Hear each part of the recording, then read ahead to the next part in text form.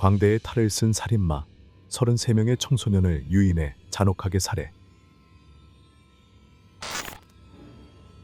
경찰이 도착했을 때 집의 1층 전체가 폐수로 범람해 있었다. 몇 시간 동안 물을 퍼낸 후 그들은 땅을 파기 시작했고 수많은 부패한 시신 일부를 발견하고 경악했다. 총 29구의 시신이 그 변태 살인자의 집안에서 발견되었으며 강가에서 사구가 추가로 발견되었다. 성공한 사업가이자 영향력 있는 정치인, 그리고 재미있고 명랑한 광대로 알려진 사람이 33명의 10대들에게 이토록 잔인한 짓을 저질렀을 것이라고는 아무도 상상하지 못했다. 왜 그렇게 친근해 보였던 사람이 이토록 끔찍한 행동을 저질렀을까? 어떤 비극적인 과거가 그를 미국 전역에 공포를 퍼뜨린 포고 더 클라운으로 만들었을까? 계속 지켜봐 주세요. 흥미로운 사건과 뉴스를 받아보시려면 채널을 좋아요와 구독으로 응원해 주세요. 실제 범죄 사건을 2D 스타일로 각색한 작품입니다. 그 잔혹한 살인자는 3월 시카고에서 태어난 존 웨인 게이시였다. 그의 아버지는 자동차 정비사였고 어머니는 전업주부였다. 그는 첫째 누나와 막내 여동생 사이의 둘째였다. 어린 시절 게이시는 많이 먹고 활동적이지 않아 과체중이 되었으며 놀 친구가 거의 없었다. 보통 그의 어린 시절에는 어머니와 두 누나만이 그와 함께 있었다. 11살 때 게이시는 그네에서 떨어져 머리를 땅에 강하게 부딪혔다. 처음에는 아무 문제가 없는 것처럼 보였지만 실제로는 내부 부상을 초래했다. 16살이 되었을 때 의사들은 그 사건으로 인해 뇌에 혈전이 생겼다고 진단했다. 1년 후 게이시는 심장병 진단도 받았다. 그의 건강 문제는 그의 의욕을 꺾지 못했으며 18살에 그는 정치에 참여하기 시작하여 민주당의 선거구 보조선거 책임자가 되었다. 몇 년 후 게이시는 21살에 노스웨스턴 비즈니스 칼리지를 졸업했다. 그는 신발 회사에서 경영 인턴십을 시작했고 1년 안에 부서 관리자로 승진했다. 그해 9월 그는 동료였던 마를린과 결혼했다. 마를린의 아버지는 부유한 사람이었으며 아이오와 워털루의 KFC 프랜차이즈 3개를 구입하여 마를린과 게이시에게 경영권을 넘겨주었다. 부부는 그곳으로 이사하여 두 자녀를 낳았다. 그러나 그들의 관계는 빠르게 악화되었고 결혼 생활은 단 5년 만에 끝났다. 이혼 후 자녀 양육권과 부부의 재산은 마를린에게 넘어갔고 그녀는 두 아이를 데리고 아이오와를 떠났다. 당시 29살이었던 게이시는 자신의 고향인 시카고로 돌아와 지역 레스토랑에서 요리사로 일했다. 어머니의 도움으로 게이시는 노우드 파크 타운십의 웨스트 서머데일 애비뉴에 있는 집을 구입했다. 같은 해 8월 게이시와 그의 어머니는 새 집으로 이사했다. 얼마 지나지 않아 게이시는 고등학교 시절 여자친구였던 캐롤과 재회했다. 자신과 여자친구의 더 나은 삶을 위해 그는 페인팅, 장식, 유지 보수를 전문으로 하는 PDM이라는 건설 회사를 설립했다. 낮에는 레스토랑에서 요리사로 일하고 저녁에는 회사 일에 매진했다. 캐롤과의 관계는 꽃을 피웠고 1년 후 그들은 결혼했다. 캐롤은 실패한 결혼을 겪었고 이전 관계에서 데려온 두 딸과 함께 게이시와 살았다. 게이시의 어머니는 결혼식 전에 부부의 삶에 간섭하지 않기 위해 집을 떠났다. 결혼 후 2년이 지나 게이시는 요리사 일을 그만두고 자신의 건설 회사에 전념했다. 초기에는 회사에 고객이 거의 없었고 작은 수리 작업만 처리했다. 그러나 시간이 지나면서 회사는 인테리어 디자인, 장식, 조경까지 확장되었다. 회사는 빠르게 성장하여 게이시는 하루 최소 16시간, 밤늦게까지 일해야 했으며 가족과 함께할 시간이 거의 없었다. 3월, 부부는 게이시가 34살이 되었을 때 이혼했고 5년간의 결혼 생활을 끝냈다. 게이시는 결혼 생활에 불만이 있었지만 이웃들 사이에서는 친절하고 활동적인 사람으로 비춰졌다. 게이시는 폭설 후 동네의 길에서 눈을 치우는 자원봉사를 하기도 했다. 게이 씨는 지역 민주당 활동에 적극적으로 참여했으며 높은 평가를 받아 선거구 책임자가 되었다. 5월 6일, 게이 씨는 미국 퍼스트 레이디 로잘린 카터와 함께 사진을 찍는 초대를 받았다. 그의 성공에도 불구하고 게이 씨는 비밀을 숨기고 있는 듯 보였다.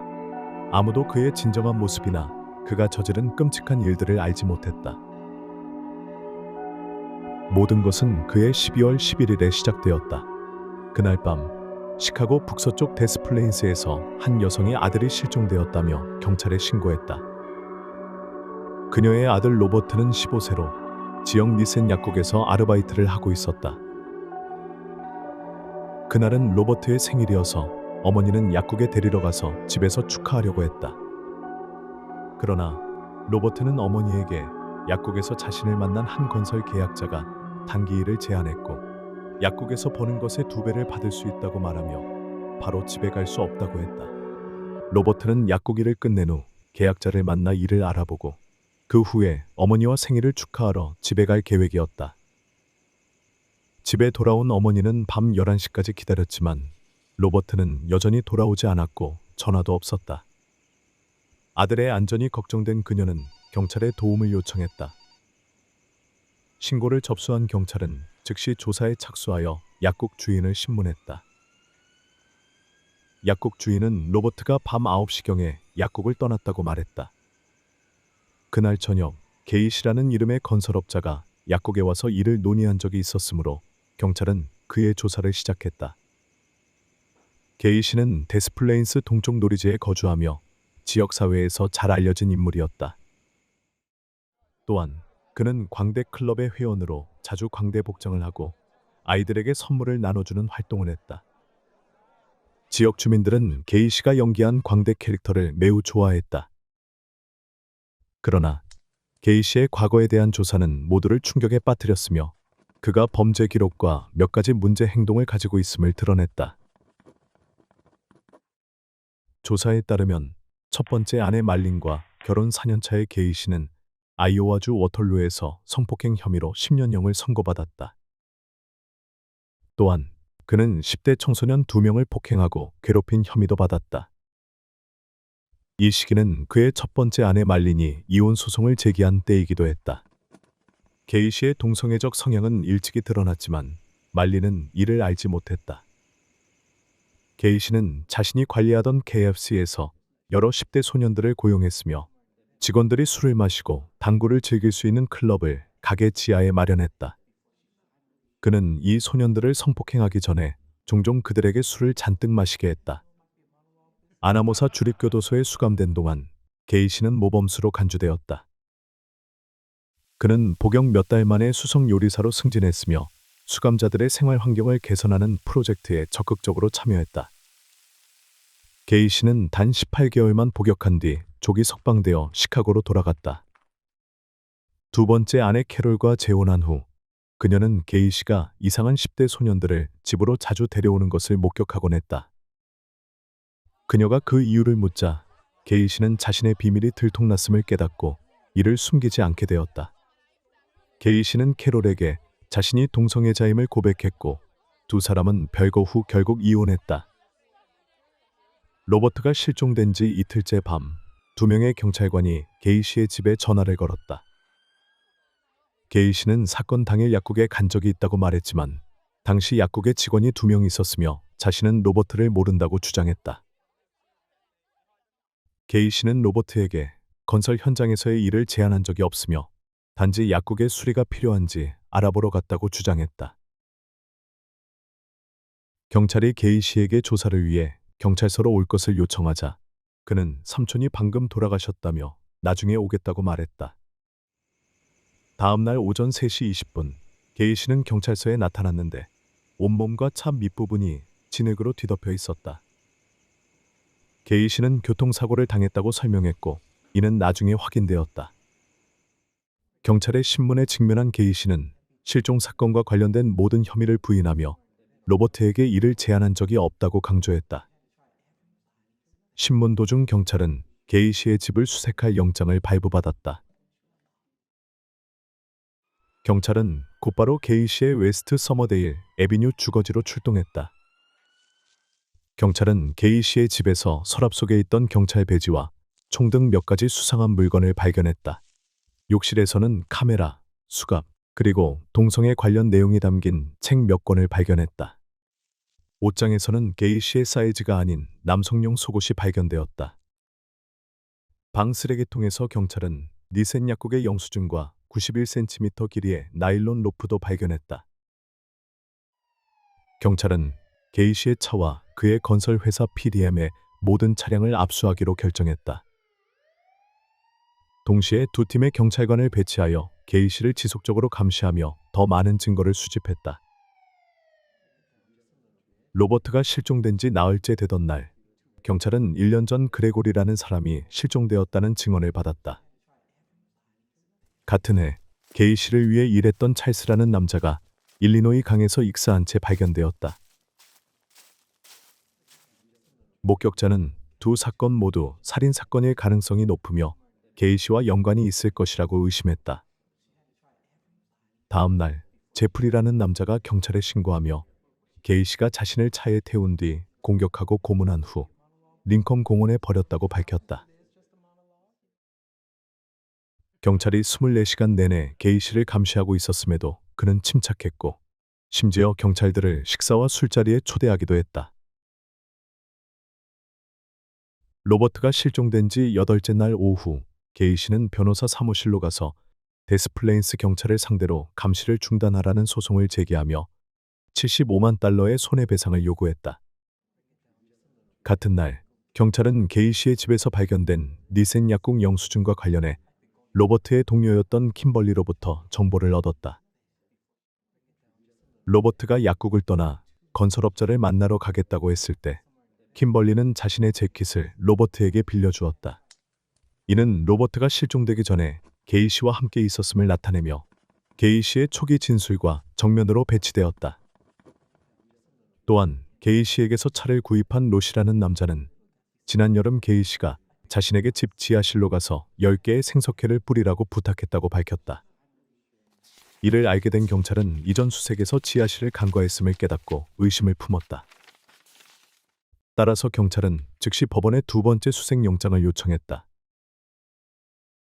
동시에 게이시의 법률팀은 데스플레인스 경찰을 상대로 민사소송을 제기했고 재판은 3일 후로 예정되었다.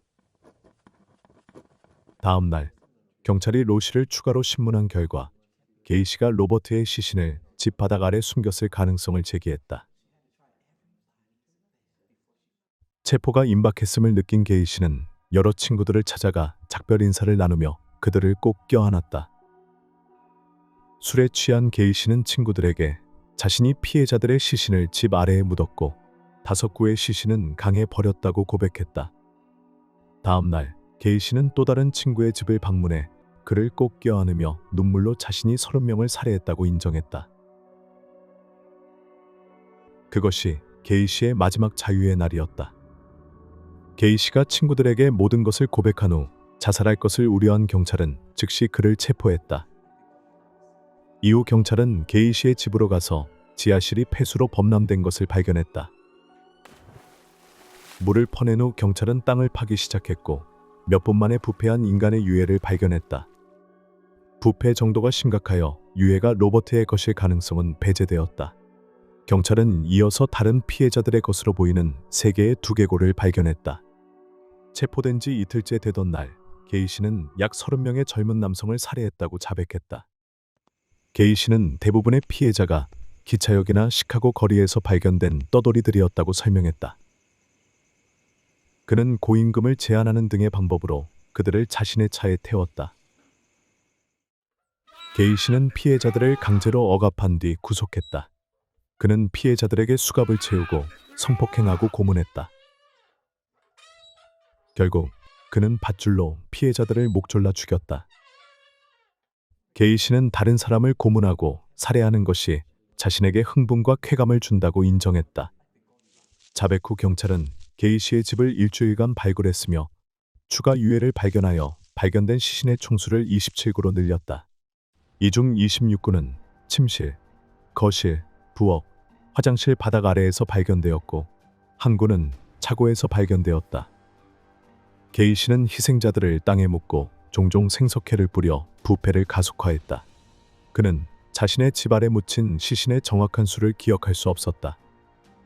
로버트에 대해 묻자 게이 씨는 그도 살해했다고 인정했다. 3월 9일 게이 씨의 집 뒤 바비큐 그릴 근처의 구덩이에서 28번째 시신이 발견되었다.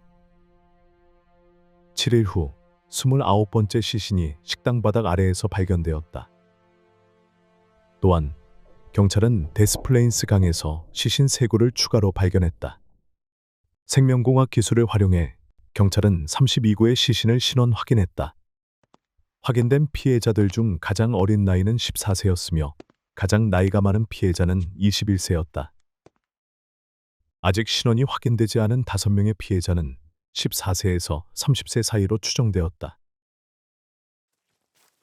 한 달 후 한 남성이 경찰에 전화를 걸어 데스플레인스 강을 따라 걷다가 나무 뿌리에 얽힌 부패한 시신을 발견했다고 신고했다. 법의학 분석 결과 그 시신은 이전에 실종 신고된 로버트로 확인되었다. 이 일련의 사건을 통해 게이 씨의 심리를 왜곡시킨 그의 불우한 어린 시절도 드러났다. 게이 씨의 아버지는 알코올 중독자로 아내와 자녀들을 자주 학대했으며 이로 인해 게이 씨와 아버지 사이의 관계는 매우 나빴다. 5살 때 어머니를 따라 이웃집에 갔다가 게이 씨는 빈방에서 15세 소녀에게 학대를 당했다. 6살 때 아버지가 조립 중이던 자동차 엔진 부품을 실수로 망가뜨려 아버지에게 신체적 학대를 당했다. 그 당시 그의 어머니는 그를 보호하려 했지만 아버지는 전혀 자제하지 않고 게이 씨를 약하고 무기력하다며 비난했다. 7살 때 아버지의 친한 친구가 방문하여 트럭 안에서 부적절한 행동을 했다. 그러나 꾸중을 받을까 두려워 게이 씨는 이 일을 아버지에게 말하지 못했다. 게이 씨의 첫 직업은 영안실의 경비원이었다. 그날 밤 그는 혼자 남아 호기심에 죽은 젊은 남성의 관 속에 들어갔다. 게이 씨는 그 젊은 남성의 시신과 부적절한 행동을 했고 그것이 그에게 이상한 쾌감을 느끼게 했다. 2번째 결혼 생활 중 게이 씨는 해피클라운 클럽에 대해 알게 되었다. 클럽에 가입한 후 게이 씨는 포고라는 이름의 광대로 분장하며 유쾌하고 유머러스한 광대 이미지를 이용해 많은 사람들을 그의 집으로 유인했다. 그는 그들에게 성인 영화를 보여주고 강제로 행위를 강요했으며 저항하는 경우 그들을 공격했다. 비뚤어진 성향에도 불구하고 게이 씨는 첫 번째 희생자인 16세 티모시를 만나기 전까지는 살인 의도를 가진 적이 없었다. 당시 게이 씨는 시카고 버스 정류장을 지나가다 티모시의 뛰어난 외모에 매료되어 다가가 대화를 나누기 시작했다. 게이 씨는 티모시를 태우고 시카고 곳곳을 관광시켜 주었고 밤이 되자 그를 자신의 집에서 묵으라고 초대했다. 다음 날 아침 게이 씨는 티모시가 침실 문 앞에 서서 칼을 들고 있는 것을 발견했다. 겁에 질린 게이 씨는 침대에서 뛰어내려 티모시에게서 칼을 빼앗으려 했고 티모시는 당황한 나머지 칼을 마구 휘둘러 게이 씨의 손을 다치게 했다. 젊은 남자가 자신을 해치려 한다고 믿은 게이 씨는 티모시의 머리를 붙잡고 벽에 세게 내리쳤다. 티모시는 게이 씨의 배를 주먹으로 때리며 도망치려 했지만 이는 오히려 게이 씨를 더욱 격분시켰다. 게이 씨는 티모시를 바닥에 거칠게 내던지고 가슴을 칼로 여러 차례 찔렀다. 티모시가 죽은 후 게이 씨는 일어나 칼을 씻기 위해 욕실로 갔다가 부엌으로 걸어 들어갔다. 그곳에서 그는 테이블 위에 차려진 아침 식사를 보았다. 티모시는 일찍 일어나 아침을 준비한 후 게이 씨를 깨우러 간 것이었다. 자신이 끔찍한 실수를 저질렀음을 깨달은 게이 씨는 티모시를 바닥 아래 묻고 시신 위에 콘크리트를 부어 범죄를 숨겼다. 그리고 그 순간부터 게이 씨의 쾌락은 더 이상 단순한 신체적 욕구에서 오지 않았다. 그의 내면에 숨어있던 악마가 서서히 모습을 드러내며 32건의 연속 살인으로 이어졌다. 체포될 때까지 그는 아무런 회한도 보이지 않았다. 1980년 2월 이 사건은 쿡 카운티 법원에서 재판에 회부되었다. 한 달간의 재판 끝에 법원은 게이시에게 살인, 폭행, 학대 등 33건의 혐의로 유죄를 선고하고 사형을 판결했다. 게이시는 이 판결을 받아들이지 않고 항소를 제기했다. 1984년 중반 일리노이주 대법원은 판결을 유지했으며 그 후 몇 년 동안 게이시의 변호사들은 계속 항소를 시도했다. 1993년 10월 대법원은 마지막 항소를 기각했다. 1994년 5월 9일 오후 52세의 게이시는 감옥에서 가족과 함께 마지막 식사를 허락받았다.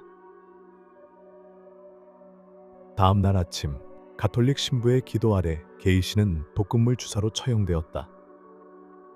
보고에 따르면 처형 전 게이시는 정신질환 진단을 받았으며 자신이 저지른 일련의 범죄에 무관심한 태도를 유지했다. 심지어 처형 직전 마지막 발언에서도 게이시는 사형이 다른 사람들의 상실에 대한 보상이 될 수 없다고 오만하게 선언했다. 광대로 위장한 살인자 존 웨인 게이시는 응당한 처벌을 받았지만 많은 사람들에게 수십 년간 공포를 남겼다. 여러분은 이 뒤틀린 범죄자에 대해 어떻게 생각하십니까? 아래 댓글로 여러분의 의견을 나누어 토론해보세요. 떠나기 전에 좋아요, 채널 팔로우, 알림, 설정을 잊지 말고 최신 사건들을 놓치지 마세요.